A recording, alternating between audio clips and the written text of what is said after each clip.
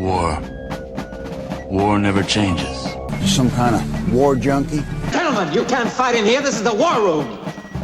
Welcome to the War 102 podcast, where we explore the doctrine, theory, philosophy, and history of warfare. I'm your guide, Paul Darling, and I want to share what I learned in nearly 30 years in uniform. So let's get to learning about the most influential activity in human history, war. Welcome to episode 22, The Forgotten Battle of the Hurtgen Forest. The Battle of the Hurtgen Forest was the second longest battle in American history, missing out by a scant 4 days to the Battle of Bataan. Initially, it was a simple holding action for the simultaneous Battle of Aachen to the north, which matched the German plans, who used the Hurtgen Forest as an economy of force holding action as well. Both sides saw Aachen as the more important objective. The overall objective between both battles was for Courtney Hodges' First Army to cross the Ruhr River and seize the dams and bridges, the former to prevent flooding, and the latter to support follow-on objectives for the advance into Germany. And, oh, by the way, this was at the same time, at least initially, as Market Garden and the disastrous Battle of Arnhem. To wrap up the timelines, the Battle of Arnhem was from 17 to 26 September, the Battle of Aachen from 12 September to 21 October, and the Hurtgen Forest from 19 September to 16 December.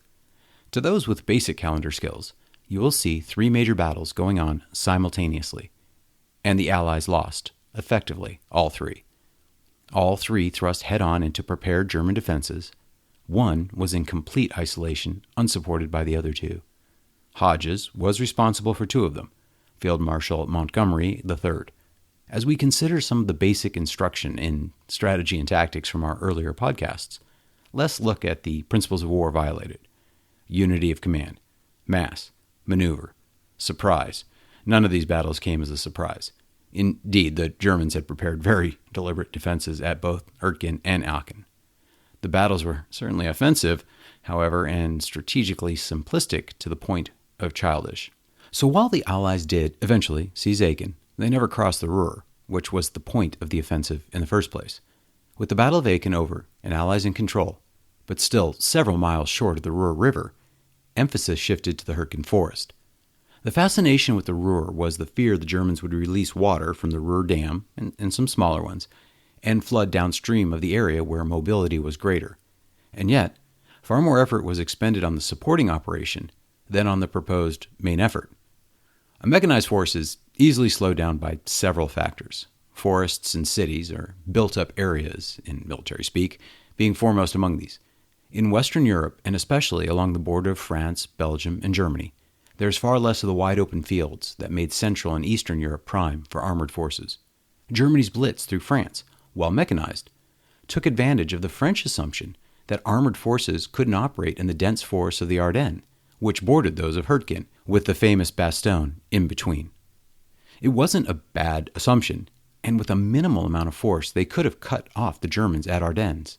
But the French ignored the area almost completely, trusting to their Maginot Line and the tripwire of Belgium, which the Germans used in World War I with their famous Schlieffen Plan. So while the Americans wished to copy the idea of the Germans in 1940, the Germans were not so foolish as to leave the area completely devoid of defenses. The American strategy for the invasion of Germany was the much ballyhooed and maligned broad front advance. You will note this is in complete violation of Boyd, Ireland Battle, B.H. Liddell Hart, Clausewitz, and, in my opinion, common sense. The Allies arguably suffered from having too many divisions and not enough room to maneuver them properly. And so, to keep everyone doing something, and to keep the Germans off balance and unable to counterattack, in theory, the Battle of the Bulge dispels that idea. We just attacked everywhere. There was, of course, a bit more to it than that. The shortest distance to the Ruhr Dam was through the Hurtgen Forest. I was fortunate, as a young lieutenant, to do what was called a staff ride, or battlefield tour of the Hurtgen Forest. It is, in the words of Frost, lovely, dark, and deep. Innumerable streams, both past and present, cut through the forest, giving it steep slopes, imposing gullies, and precious few roads worthy of the name. With so few trails trafficable by vehicles, what were available quickly devolved to nearly impassable quagmires. In fact, the Allies buried tank tracks in the mud to stabilize the trails, and these can still be seen today. The Germans did not neglect their defenses either. The Siegfried Line, which was their line of defense along the German border, had concrete bunkers, minefields, barbed wire, and what avenues of advance were available were invariably well defended. And with almost no means of maneuver except straight ahead, these paths were under fire every step of the way. The Allied advantage of air supremacy and superior logistics and numbers, they had a 5-to-1 advantage at this point, were completely nullified. The fall and early winter weather was wet, with low-hanging clouds closing off any attempted air support. Even when the sun broke through, the dense forest provided the same effect. This was also the Americans' first taste of fighting in the Western European winter. The German defenders were on their fifth. This was no small advantage. They knew how to fight and operate their weapons effectively. The Americans were about to learn in the harshest conditions possible. The 9th Infantry Division kicked off the battle with a surprise attack on 16 September, again in support of the Battle of Aiken, and simultaneous to Market Garden. It was tertiary, at best, in the minds of the senior Allied command. By 16 October, the division was combat ineffective, having suffered 4,500 casualties for less than 2 miles of penetration. Shades of World War I return. The 9th was replaced by the 28th. The 9th Infantry was a regular Army division, whereas the 28th was, nominally, a National Guard division hailing from Pennsylvania. Its patch, fittingly, a red keystone, which would soon be known as the Bloody Bucket for all too good reasons. However, by this point, casualties had rendered any geographic considerations irrelevant, as individual replacements flooded the fighting divisions to the point that, as in the case of the 28th, few of the remaining infantry remained from the original levy. The commander was a regular Army officer and fellow West Point graduate, Norman Dutch Cota. Eisenhower and Cota were friends, having both played football together. Cota was notable for his leadership and bravery on D-Day, where he landed with the second wave on Omaha and was one of the highest-ranking officers on the beach as the assistant division commander of the 29th Infantry Division. He had lobbied against the morning assault, insisting instead upon a night landing, fearing the daylight would be an advantage to the defenders. He was not alone in this, but the higher-ups felt that more accurate aerial and naval bombardment would compensate. Despite this pessimism, he well earned the Distinguished Service Cross. He rallied the shell-shocked troops at Dog White. He was immortalized by Robert Mitchum in the movie The Longest Day. 2 famous quotes came from Cota that day. "Gentlemen, we are being killed on the beaches. Let us go inland and be killed." And when discovering the 5th Rangers huddled on the beach and immobile next to his 29th, he asked, "What unit is this?" To which some unknown ranger yelled, "5th Rangers!" Cota testily replied, "Well, goddammit, if you're Rangers, then get up there and lead the way," thus bestowing the regiment with its motto, "Rangers, lead the way." Cota's command of the 28th came amid inauspicious circumstances when he replaced General James Wharton, who was killed by a German sniper the day he assumed command of the 28th, while nobly inspecting the front lines of his troops. Just 2 weeks after assuming command, Cota led the 28th through the Arc de Triomphe and the Champs-Élysées as the American representatives during the Liberation of Paris Victory Parade, viewed by 2 million Parisians who were under sniper fire even during the parade. Cota was on a fast track, and Omar Bradley gave him the challenge to match his talents. After relieving the 9th Infantry, Cota set up his headquarters in the village of Rote as the 28th units deliberately replaced the 9th units, where the 9th's advance had ground to a halt. The orders the 28th received were not well received by Cota. First, his immediate supervisor, Courtney Hodges, basically told Cota exactly what to do with his regiments, told them their immediate objectives, avenues of advance, down to what trails to take. And while reinforced with a tank battalion, the terrain, as noted, could barely support armored forces. Cota made the bad situation even worse. First, he neglected to do a reconnaissance either by dedicated forces or by himself. Everything relied on Hodges' orders, aerial recon, or a map recon. As noted, both weather and terrain rendered the aerial recon effectively worthless, and the archaic maps available were nearly as bad. In rough terrain, even the best maps can never show, by definition, what is called micro-terrain. These are features so small as to be invisible on a map or from the air, but can still be decisive in combat. Even a 2-foot-high mound can provide enough cover for a crawling infantry unit to advance unseen, or provide cover in what would ordinarily be an effective engagement area. I have been, more than once, thankful or frustrated by microterrain while in Afghanistan. Only a reconnaissance, or recce as the English like to say, on the ground can find these features. Second, based upon a horribly imperfect analysis, he selected the Call Trail as the main division's support route. And third, he assumed that the tanks assigned to him would be incapable of providing any effective support, so he assigned them to augment the division artillery in the rear. So on 2 November, the attack commenced with the 109th Regiment moving all of 300 yards before making contact with the enemy. After 1 mile and 2 days later, the 109th could move no more and went on the defensive. They would remain there for the rest of the battle.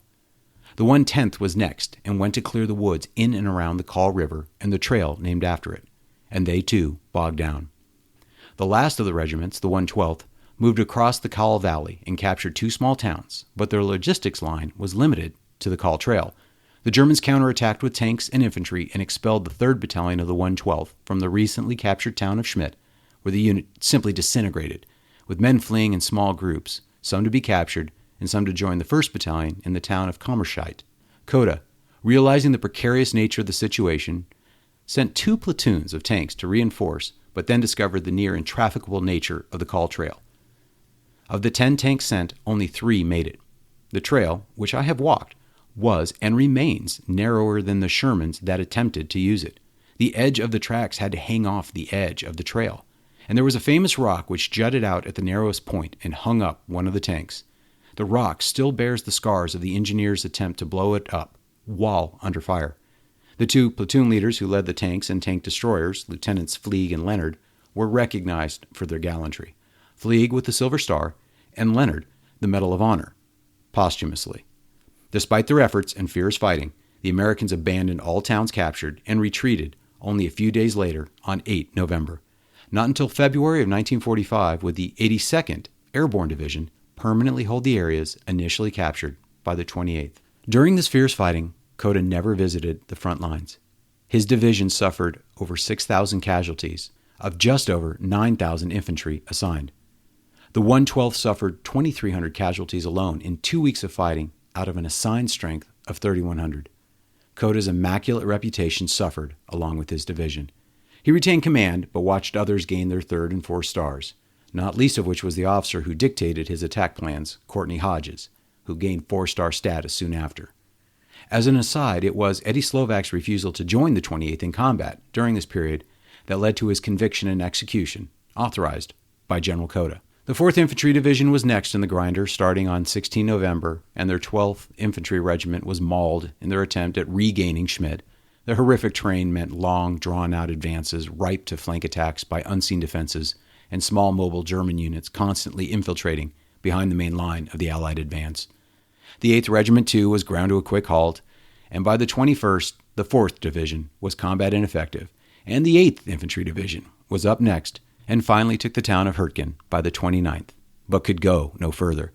The 1st Infantry was then brought in to seize a town on the north side of the forest, which succeeded for mere hours before utterly being destroyed by a German counterattack on the 30th. Fighting went on in and around Hurtgen, the 2nd Rangers, 78th Infantry joining the fight. The 309th Infantry Regiment of the 78th completely destroyed by the Germans, because they occupied a hill which the Germans thought might observe their buildup for the coming German counteroffensive, known as the Battle of the Bulge or Ardennes Offensive.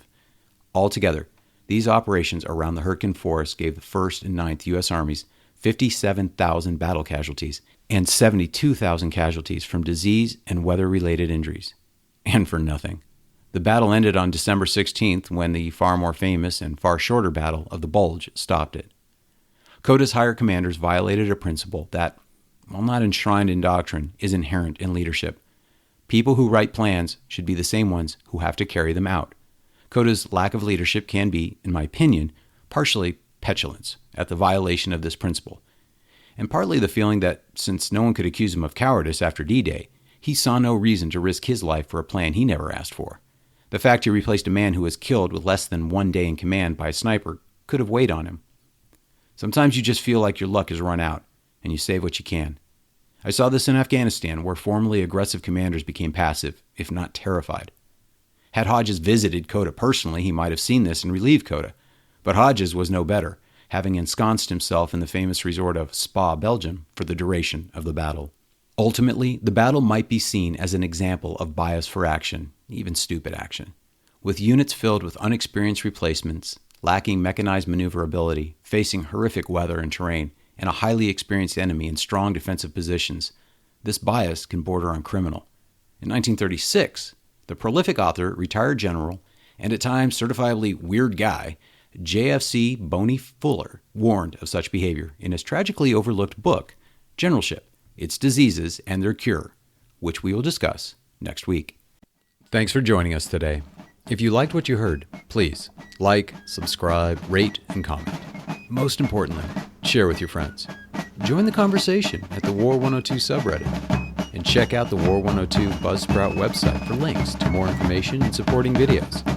Send me an email at war102podcast@gmail.com. I look forward to your comments and hope you join us again next week. See you then.